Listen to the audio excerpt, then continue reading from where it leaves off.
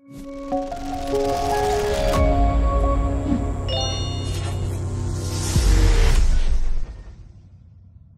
and warm welcome. இது Chennai official YouTube channel. This is Sam, your property advisor. So இன்னைக்கு reality talk. இன்னைக்கு reality டாக்ல ஒரு இன்ட்ரெஸ்டான விஷயம் தான் பேச போகிறோம். ரியல் எஸ்டேட்டில் இன்வெஸ்ட் பண்ணணும், வீடு வாங்கணும், லேண்ட் வாங்கணுன்றது எல்லாருக்கும் இன்ட்ரெஸ்ட்டுங்க. நீங்கள் யாரை கேட்டிங்கனாலும் எல்லாருக்கும் இதில் ஒரு ஆம்பிஷன் இருக்குது. கண்டிப்பாக ஒரு அச்சீவ்மெண்ட் பண்ணணுன்ற எல்லாருக்குமே குறிக்கோள் இருக்குது. ஏர்ன் பண்ணக்கூடிய அத்தனை ஹியூமன் பீயிங்க்கும் இந்த கான்செப்ட் இருக்கும். பட் என்னன்னு கேட்டிங்கன்னா இதில் ஒரு காஷன் நான் இந்த ரியாலிட்டி டாக் வழியாக சொல்ல விரும்புகிறேன். ஒரு காலகட்டத்தில் இது ப்ராக்டிஸில் இருந்தது, இப்போதைக்கு நிறைய இல்லை, ஆனால் கொஞ்சம் இருக்குது. என்ன அப்படின்னு கேட்டிங்கன்னா, இஎம்ஐயில் பிளாட் என்னால் ஒரே ஷார்ட்டாக பணம் கொடுத்து வாங்க முடியாது. அதனால் பார்த்திங்கன்னா யாரோ ஒருத்தர் எனக்கு ஒரு தெரிஞ்சவர், நோன் சர்க்கிள் ஒரு நண்பர், உறவினர் யாரோ ஒருத்தர் பார்த்திங்கன்னா எனக்கு ஒரு ப்ராப்பர்ட்டியை ரெக்கமெண்ட் பண்ணுவார். ஸோ அந்த ப்ராப்பர்ட்டியை ஆஃப் கிரவுண்டோ 1 கிரவுண்டோ whatever it is, even 600 square ஃபீட்டோ என்னால் என்ன முடியுமோ, சேலரி பேக்கப் இல்லாத பர்சனாக இருக்கலாம், அல்லது நான் பார்த்திங்கன்னா டெய்லி வேஜில் இருக்கலாம். ஸோ இந்த மாதிரி கான்செப்டில் இருக்கக்கூடியவங்க நிறைய பேர் என்ன பண்ணுற பெரிய தப்பு என்னென்னா, இந்த மாதிரி இஎம்ஐயில் பிளாட் வாங்குறது, இஎம்ஐயில் வீடு வாங்குறது. இஎம்ஐயில் பிளாட் வாங்கலாமா வேணாவா அப்படின்னு என்ன கேட்பீங்கன்னு சொன்னால், ஸோ இதுக்குண்டான சொல்யூஷன் இதில் என்னென்ன இருக்குன்றதை நம்ம பற்றி பேசலாம். ஸோ இஎம்ஐயில் பிளாட் வாங்குகிறோம், நல்ல விஷயந்தான். ப்ராப்பர்ட்டி வாங்குறது நல்ல விஷயந்தான். ஃபுல் அமௌண்ட் கொடுத்து நம்மளால் அஃபோர்ட் பண்ண முடியல, அதனால் நம்ம சின்ன சின்னதாக பிட் அண்ட் பீசஸாக நம்ம கொடுத்து நம்மளுடைய ப்ராப்பர்ட்டியை வாங்கிக்குவோம், அச்சீவ் பண்ணிவிடுவோம். ஸோ நம்ம ட்ரீம் ப்ராப்பர்ட்டி நம்ம வாங்கிட முடியும் அப்படின்னு யார் வேணால் நினைக்கிறது வரவேற்கத்தக்கது, உண்மையும் கூட, நல்லதும் கூட. முன்னாடி நிறைய ட்ரஸ்டட் கம்பெனி அதெல்லாம் பண்ணாங்க. இப்போ அந்த மாதிரி எதுவும் கிடையாது. ஸோ இதில் trust is biggest issue. Government நாமோ இல்லை ஆர்பிஐயோ இல்லை ரியல் எஸ்டேட் ரெரான்னு சொல்ல போகிறோம் இல்லையா, ரியல் எஸ்டேட் அத்தாரிட்டியோ இதுக்கு பார்த்திங்கன்னா நமக்கு பெர்மிட் பண்ணலை. இந்த மாதிரி நீங்கள் பிஸ்னஸ் பண்ணலாம் அப்படின்னு ஒரு பெர்மிஷன் கிடையாது. ஏன் அப்படின்னு கேட்டிங்கன்னா, இஎம்ஐ அப்படின்னு சொல்லும்பொழுது நம்ம த்ரூ லோனில் வாங்க முடியும். லோனுக்கு இன்றைக்கி நிறைய பேங்க் அவைலபிள், நிறைய எம்டிஎஃப் ஃபைனான்ஸ், நான் பேங்கிங் ஃபைனான்ஸ் கம்பெனிஸ் அவைலபிள். இப்போ இந்த மாதிரி நான் லோனில் போகும்போது நமக்கு என்ன அட்வான்டேஜ் அப்படின்னா, இப்போ நீங்கள் பார்த்திங்கன்னா ஒரு இஎம்ஐயில் ப்ராடக்ட் வாங்குறீங்கன்னா நீங்கள் லீகல் பார்ப்பீங்களா எனக்கு தெரியாது. ஆனால் நீங்கள் லோன் பேங்க் வழியாக போனீங்கன்னு சொன்னால் கண்டிப்பாக அந்த பேங்க் என்ன பண்ணுவாங்கன்னா, அந்த ப்ராடக்டை ஃபுல்லாகவே ஸ்க்ரூட்டினி பண்ணி, ஃபுல்லாகவே லீகல் டாக்குமெண்ட் எல்லாம் லீகலாக எல்லாம் ப்ரிப்பேர் பண்ணி பக்கவாக இருந்தால் மட்டும்தான் லோன் பண்ணுவாங்க. ஸோ அப்போ அப்படி நம்ம ஒரு ப்ராப்பர்ட்டி வாங்குவோன்னா அது அட்வைசபிள். பட் அதர்வைஸ் இந்த மாதிரி இஎம்ஐ கான்செப்டில் பிளாட் வாங்குறது நாம்ஸே, ரூல்ஸ் அண்ட் ரெகுலேஷனே நமக்கு பார்த்திங்கன்னா அலோவ் பண்ணலை அப்படின்றதான் உண்மை. அதை நம்ம புரிஞ்சுக்கணுங்க. ஸோ அப்போ அதில் பண்ணலாமான்னா கண்டிப்பாக பண்ணக்கூடாது. வேறு என்ன பிரச்சனை இருக்குது அப்படின்னு பார்த்தீங்கன்னா, அந்த பர்சன் அந்த கம்பெனியை நம்பி நான் ஒரு லைக் 10 லட்ச ரூபா ப்ராப்பர்ட்டியோட காஸ்ட்டு. அப்போ நான் பார்த்திங்கன்னா 10 லட்ச ரூபா ப்ராப்பர்ட்டி காஸ்ட்டுன்னு சொல்லி ஒரு 4 லட்ச ரூபா கொடுத்துட்றேன். மிச்சம் ஒரு 6 லட்ச ரூபா இருக்குது. இந்த 6 லட்ச ரூபாயை பார்த்திங்கன்னா மாதத்துக்கு 12,000 ரூபா 15,000 ரூபா நான் பே பண்ணுறேன். நம்ம பே பண்ணுறோன்னு வச்சுக்கோங்க. அது நமக்கு ஈஸியாக தான் இருக்கும், பார்க்க சுலபமாக இருக்கும், எல்லாமே ஒன்று. ஆனால் அந்த கம்பெனி எவ்வளவு ஸ்டெபிலிட்டியாக இருப்பாங்கன்றது நமக்கு தெரியாது. ஸோ அப்போ நம்ம கட்டின பணம் அந்த 4 லட்ச ரூபா எங்கே போச்சுன்னு தெரியாது. இஎம்ஐ ரெகுலராக கட்டின்னு இருப்போம், அதுவுமே கண்டிப்பாக கட்டினா ப்ராப்பர்ட்டி நமக்கு ரீச் பண்ணி கொடுப்பாங்களான்றாலும் தெரியாது.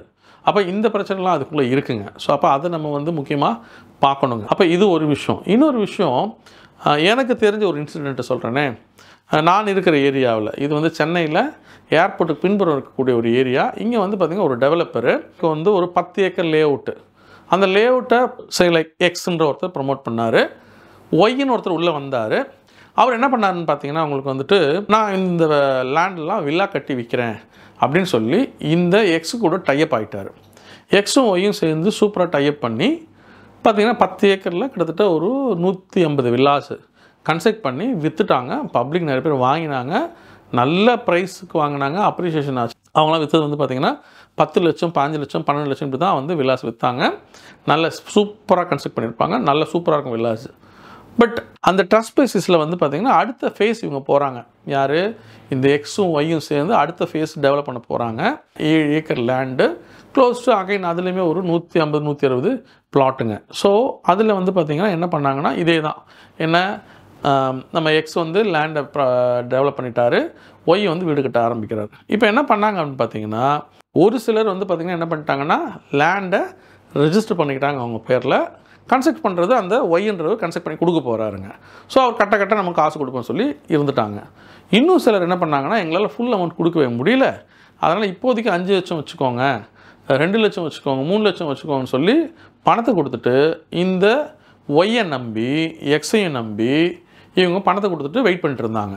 ஸோ இப்படி வெயிட் பண்ணுற காலகட்டத்தில் ஏர்போர்ட் அத்தாரிட்டி என்ன சொன்னாங்கன்னா, இந்த இடம்லாம் நாங்கள் வந்து அக்வசேஷன் பண்ணிவிடுறோம், ஸோ இந்த இடத்தெல்லாம் நாங்கள் வந்து பார்த்திங்கன்னா ஏர்போர்ட் எக்ஸ்டென்ஷனாக எடுக்க போகிறோம் அப்படின்னு சொன்னாங்க. அப்படி சொல்லி கொஞ்ச நாள் இந்த பிரச்சனை பெருசாக ஆன பிறகு இந்த ஒய்ன்றவர் தானே பில்டரு, ஒய் வந்து மொத்தமாக விட்டுட்டு ஓடி போயிட்டார். ஸோ ஓடி போனதுக்கப்புறம் இந்த பிரச்சனை பெருசாக போய்ட்டுருச்சு. கவர்மெண்ட் நிறைய இஷ்யூஸ் எடுத்துகிட்டு இருந்தாங்க, போனாங்க வந்தாங்க. ஸோ அப்படியே இருந்தது. எக்ஸும் அமைதியாக இருந்தார், எதுவுமே நடக்கலை. இப்போ என்ன ஆகிடுச்சு, லேண்டை ரிஜிஸ்டர் யாரெல்லாம் அவங்கவுங்க பேரில் ரிஜிஸ்டர் பண்ணிக்கிட்டாங்களோ அவங்களும் அந்த நிலம் சொந்தமாகி போச்சு. ஆனால் இந்த ஒய் என்ன பண்ணியிருக்காருன்னா, அந்த மாதிரி லேண்ட் ரிஜிஸ்டர் பண்ணவங்களுக்கும் இன்னும் சிலர் வந்து அட்வான்ஸ் கொடுத்தாங்க பாருங்கள், அவங்களுக்குமே என்ன பண்ணிட்டாருன்னா, அவர் வந்து பார்த்திங்கன்னா காலம் எழுப்பி பில்லர் போட்டு பேஸ்மெண்ட்லாம் போட்டு வச்சுருக்காரு. சிலருக்கு வீட்டில் கொஞ்சம் லிண்டல் லெவல் வரலையும் போயிட்டார், சிலருக்கு ரூஃபே போட்டார். இப்படிலாம் பண்ணி தான் விட்டுட்டு ஓடி போயிட்டார். இப்போ யாரெல்லாம் லேண்ட் ரிஜிஸ்டர் பண்ணாங்களோ அவங்க அந்த ப்ராப்பர்ட்டி என்ஜாய் பண்ணிக்கிறாங்க, பிரச்சனை இல்லை. அவங்க சேல் பண்ணுறாங்க, சிலர் வீடு கட்டி வந்துட்டாங்க, பிரச்சனை இல்லை. ஆனால் யாரெல்லாம் அட்வான்ஸ் மட்டும் 5 லட்சம் கொடுத்தேன், 2 லட்சம் கொடுத்தேன், 3 லட்சம் கொடுத்தேன்னு சொல்லி யாரெல்லாம் வந்து அந்த ஒய்கிட்ட பணம் கொடுத்தாங்களோ அவங்களுக்குலாம் இன்றைக்கி அந்த ப்ராப்பர்ட்டி அவங்க கைக்கு போக முடியல. ஏன்னா எக்ஸ் என்ன சொல்கிறாரு, எனக்கு லேண்டுக்கு ஒன்று காஸ்ட்டு வரல, அதனால் நான் வந்து லேண்டை உனக்கு ரீச் பண்ணி தரமாட்டேன். அப்படி லேண்டை ரீச் பண்ணி தரணும்னா எனக்கு ஃபுல் பேமெண்ட் தா, அது இல்லாமல் இன்னிய வேல்யூவில் தான்னு கேட்குறாரு. அதாவது இந்த விஷயங்கள் நடந்தது 2006, 2007 காலகட்டம். ஸோ 2023, 2024, 2025 இந்த காலகட்டங்களில் ஸோ பார்த்திங்கன்னா இந்த எக்ஸ் லேண்ட் டெவலப்பரை பார்த்திங்கன்னா நிறைய பேர் இப்போ தொடர்பு கொண்டு நிறைய பேர் இப்போ பார்த்து மீட் பண்ணி பேசும்பொழுது அவர் என்ன சொல்கிறார், எனக்கு ஃபுல் அமௌண்ட் கொடுக்கும், இன்னைய வேல்யூவில் கொடுன்னு கேட்குறாரு. எப்படி கொடுக்க முடியும்? இவங்களாம் வந்து பார்த்திங்கன்னா லேண்ட் மொத்த காஸ்ட்டே வந்து பார்த்திங்கன்னா அன்றைக்கி வந்து நாட் ஈவன் 4 lakhs 5 lakhs கிடையாது. ஆனால் அதெல்லாம் அவங்க வந்து பில்டிங்க்கும் லேண்டுக்கும் சேர்த்து அவங்ககிட்ட கொடுத்துட்டாங்க. இவங்க லேண்டை ரீச் பண்ணிக்கல. இல்லை சிலர் வந்து வெறும் அட்வான்ஸ் பண்ணுறோம் 2 லட்சம் 3 லட்சம் மட்டும் கொடுத்து வச்சுருக்காங்க.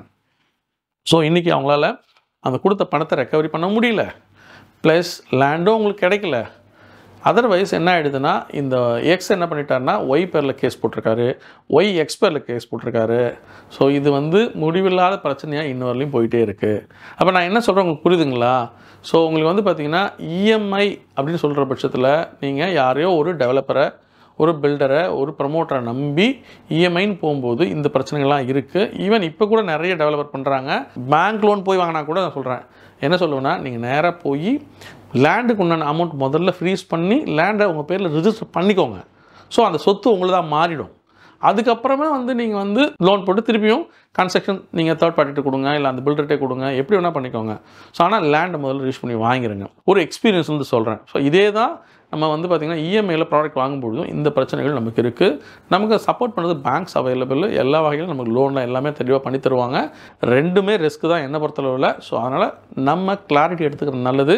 ஸோ கண்டிப்பாக இந்த மாதிரி ஏதாவது ஆப்ஷன், இந்த மாதிரி ரெக்கமெண்டேஷன், இந்த மாதிரி உங்களுக்கு ஏதாவது யாராவது ஆசை காட்டினாங்கன்னா நோன்னு சொல்லுங்கள். ஸோ உங்களுக்கு ஒரு வேளை வந்து அப்போ நான் எப்படி தான் லோன் ப்ராப்பர்ட்டி வாங்குறது அப்படின்னு சொல்லுவீங்கன்னா, என்ன மாதிரி கன்சல்டண்ட்டை கண்டுபிடிங்க, உங்களுக்கான ப்ராப்பர்ட்டி கண்டிப்பாக கொடுப்பாங்க.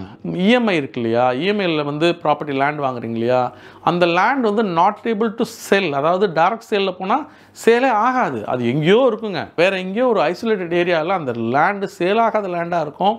அதை வந்து நீங்கள் ஒரு முறை 2 முறை தான் போய் பார்க்க முடியும். வாங்கிட்டு 5 வருஷம் கழிச்சு போய் பார்த்தீங்கன்னா அந்த லேண்ட் எங்கே இருக்குன்னே தெரியாது, நீங்கள் தேடி கண்டுபிடிக்கணும், பெரும் பிரச்சனையாக இருக்குங்க. இந்த மாதிரி ப்ராடக்ட், இந்த மாதிரி ரெக்கமெண்டேஷனை நம்பி போய் வாங்கி விழாதீங்க.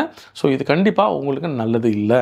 ஸோ அதுதான் இன்றைக்கி ரியாலிட்டி டாக். மேபி இந்த வீடியோ உங்களுக்கு பிடிச்சிருச்சுன்னா லைக் பண்ணுங்கள், ஷேர் பண்ணுங்கள், முக்கியமாக சப்ஸ்கிரைப் பண்ணுங்கள். So until then, this is Sam, your property advisor, signing up from Chennai Homes.